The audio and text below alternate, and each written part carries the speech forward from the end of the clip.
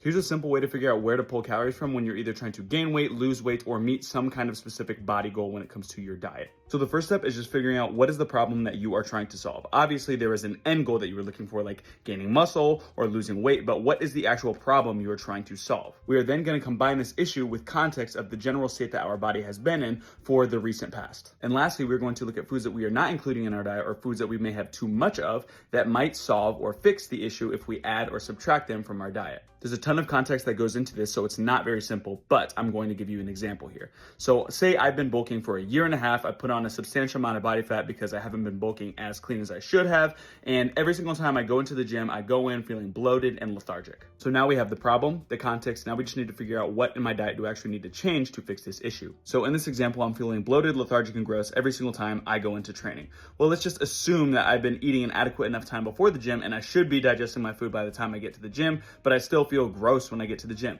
Well, let's take the problem in context into consideration. I'm having trouble digesting my food and I have been bulking for a year and a half. I've been trying to throw in extra calories via fats, and ding, ding, ding, what do we have here? Fats slow digestion. So if I've been trying to throw in a bunch of extra calories in my diet, trying to bulk up, which is the wrong way to do it anyway, it's going to slow my digestion, which is going to cause issues when I'm trying to go into the gym because I'm still going to be digesting my food when I start my workout, which is going to make me feel gross. So maybe we need to pull calories from the fats or even just move fats to after the workout instead of right before. Let's say I have to work out first thing in the morning. Well, if you have a very fat heavy meal before you start your workout, it's going to slow your digestion, which means when you start your workout, you're still going to be digesting food and it's probably going to make you feel bloated and gross. I'm attempting to make this much simpler than it actually is, but figure out the function of the food that you are eating or not eating and figure out whether or not you need to add it or subtract it from your diet in order to fix or help solve the issue that you are dealing with. Are you having trouble digesting foods? Maybe you need to eat more fiber. Are you already eating enough fiber? Well, maybe there's a chance that your gut is very inflamed because of the foods that you're eating are super processed